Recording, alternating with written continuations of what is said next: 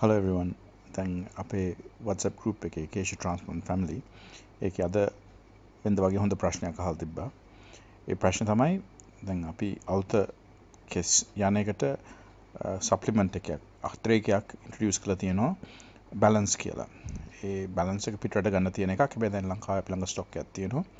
ඒකේ ගන්න එකේ ප්‍රයෝජනය මොකද්ද? ගන්න එකේ ඇත්තටම කෙස් වර්ධනයට අවශ්‍ය පෝෂණ ටික ඒ පෝෂණ ටික නිසියාකාරව හරි ප්‍රමාණ වලින් හම්බ වෙනවා. ඒකයි ඒක තියෙන්නේ. ඒක විශේෂයෙන් කරන්නේ ඇත්තටම කෙස් ගහ වර්ධනයට අවශ්‍ය විටමින සහ ඛනිජ වලට අමතරව ප්‍රෝටීන් ප්‍රමාණය සපුරන එක. ඉතින් දැන් ඒ බැලන්ස් එක ගන්න එක තමයි ඇත්තටම හොඳම ක්‍රියාවලිය කෙස් ඇත්තටම දියුණු කරන්න. දැන් මේ ක්ලයන්ට් අහන්නේ මේක දිගටම ගන්න ඕනද කියලා. දැන් මේ ප්‍රශ්නෙට උත්තරේ මෙහෙමයි. දැන් කෙස් යන කාලයක් තියෙනවා. අපි කාගෙත් කෙස් යන අපි ලදරු කාලෙදි කෙස් යන්නේ නැහැ නේ. ඒතර ලදරු කාලෙදි මේ බැලන්ස් එක ගන්න අවශ්‍යතාවයක් නැහැ. හැබැයි කෙස් යන්න පටන් ගන්න කාලයක් තියෙනවා. ඒක ගන්න මූලික කාලෙදි මේ බැලන්ස් එක ගන්න එකේ වටිනාකමක් තියෙනවා. මොකද කෙස් වර්ධනයට උපරිම පෝෂණය හම්බ වෙනවා. මොකද ඔයා හිතන්න ඕන කෙස් කියන්නේ ප්‍රෝටීන, කෙරටින ප්‍රෝටීනයක්. ඒ කෙරටින ප්‍රෝටීන එක අතම නිෂ්පාදනය වෙන්නේ අපේ ශරීරයේ තියෙන අනිත් ප්‍රෝටීන වමනා සපුරන ගත්තට පස්සේ තමයි ඒ ඉතුරු වෙන ප්‍රෝටීන් වල තමයි ඔය කෙස් හැම රෝම එහෙම වර්ධනයක් වෙන්නේ. ඒකයි අපේ පෝෂණය එකක් අඩු වුනහම මේ කෙස් වැටෙන්නේ හැම රෝම හැලෙන්නේ. ඉතින් දැන් අපේ ප්‍රෝටීන ප්‍රමාණය සපුරන්න ඕන, khනිජ ප්‍රමාණය සපුරන්න ඕන, විටමින් තියෙනවා vitamin B7, biotin, vitamin A, vitamin E, vitamin C, ඊට පස්සේ සෙලීනියම්, සින්ක්, අයර්න් කියන්නේ ඒ වගේ khනිජ ද්‍රව්‍ය එහෙම සපුරන්න ඕන නිසි ප්‍රමාණ වලින්. ඉතින් hair loss එක androgenic alopecia චක්‍රීය දෙයක් නෙවෙයි. කියන්නේ ඒකේ cycle එකක් නැහැ. ඒ කියන්නේ කෙස් යන කාලයක් සහිත පස්සේ කෙස් වැවෙන කාලයක් එහෙම දෙයක් නැහැ. කෙස් කාලයක් තිස්සේ එන්න තුනී වෙලා වැවෙන එක අඩු වෙනවා. ඉතින් අපි කෙස් අඩු වෙන කාලට අපි කාටත් කියන්නේ ඇවිල්ලා ඔක්සිජන් ටෙක් කරගන්න. මොකද ඒක නොමිලේ කරන්නේ. ඒක කිසිම අයකිරීමක් නැහැ. ඒකෙන් අපි ෆිනෙස්ට්‍රයිඩ් 0.25 ද්‍රාවණය අල්ලන ඔළුවට. එතකොට අර හැලීම අවස්ථාව අඩු කරනවා වර්ධනයට ඉඩ දෙනවා. ඒකත් එක්කම ඒ වගේ කාලයකදී මේ බැලන්ස් එක ගන්නවා නම් කෙස් ගහට අවශ්‍ය පෝෂණයක් හම්බ වෙනවා. ඉතින් ඒක ගන්න ඕන කෙස් තුනි වෙන කාලෙදී. කෙස් තුනි වෙලා කෙස් යන එක අඩු වුණාට පස්සේ බැලන්ස් එක අවශ්‍ය නැහැ.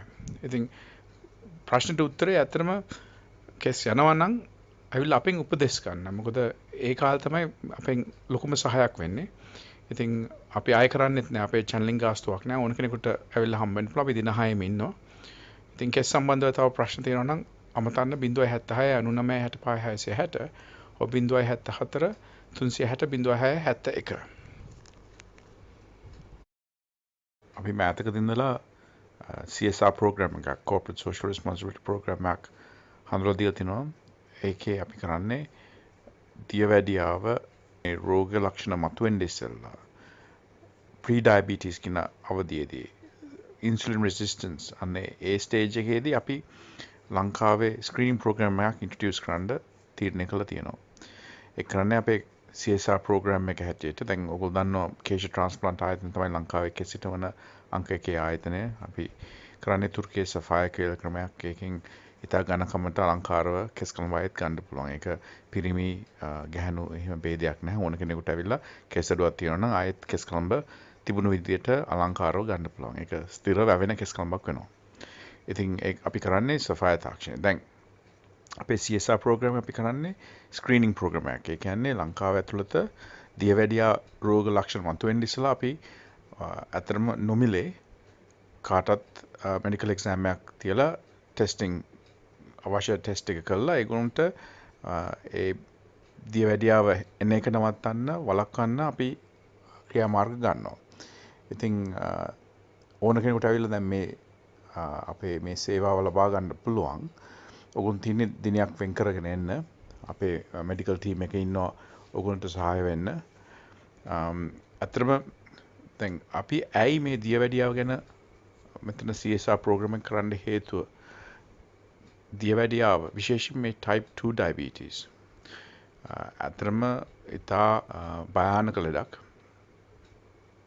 ඒකේ ඵල විපාක එන්නේ ඉතා හැමින්. ඒ කියන්නේ කාලයක් තිස්සේ තමයි ඒක වෙන්නේ.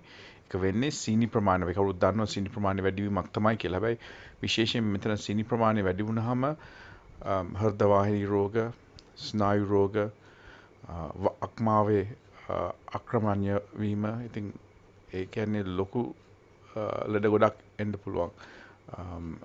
ඇස්වල රෙටිනොපැතීස්, ඉතින් ඒක ඇස්වල අතරම නොපෙනී යෑම තරම් ලොකු ප්‍රශ්න එන්න පුළුවන් කාලයක් තිස්සේ. ඉතින් ඒ ප්‍රශ්න සේරම වළක්වන්න පුළුවන් දියවැඩියාවට නිසි ආකාරව ට්‍රීට්මන්ට් ගන්නවා නම්. හැබැයි වෙලා තියෙන්නේ ඉතින් අර හැමින් මේක මතුවෙන හින්දා හුඟ දෙනෙකුට මේක උග්‍ර වෙනකන් ඒගොල්ලෝ දන්නේ නැහැ දියවැඩියාව තියෙනවා කියලා. දැන් විශේෂයෙන්ම මෙතන මූලික සලකුණක් වෙන්නේ තරබාරුකම. ඉතින් ඒ කියන්නේ ඇඟ තරබාරු නම් හුඟක් තරබාරු වෙන්න ඕනේ නැහැ. සාමාන්‍ය BMI එකට වැඩිය යම් ප්‍රමාණයක් වැඩි වුණාට පස්සේ මේ ඩයබටිස් එක type 2 ඩයබටිස් එක මතුවෙන්න පුළුවන්. ඉතින් දැන් Tamanට ඇඟ තරබාරුකමක් තියෙනවා නම් සහ කෑම අඩු කිරීමෙන් ඒ තරබාරුකම වෙනස් වෙන්නේ නැත්නම් ව්‍යායාම කිරීමෙන් තරබාරුකම වෙනස් වෙන්නේ නැත්නම් මෙතන type 2 diabetes හැදෙමින් තියෙන්න පුළුවන්. ඉතින් ඒ හින්දා ඉක්මනටම ඇක්ෂන් එකක් ගන්න එක තමයි අතරම හොඳම දේ. ඉතින් ඔයගොල්ලන්ට කරන් තියෙන්නේ අපේ ක්ලිනික් එකට ඇවිල්ලා අපේ මෙඩිකල් ටීම් එකෙන් උපදෙස් ගන්න. අපි දින 6ම ඉන්නවා, සතියේ දින 6ක් ඉන්නවා. ඉතින් ඕන වෙලාවක අමතලා උපදෙස් ගන්න 076 99 65 660 074 360 06 71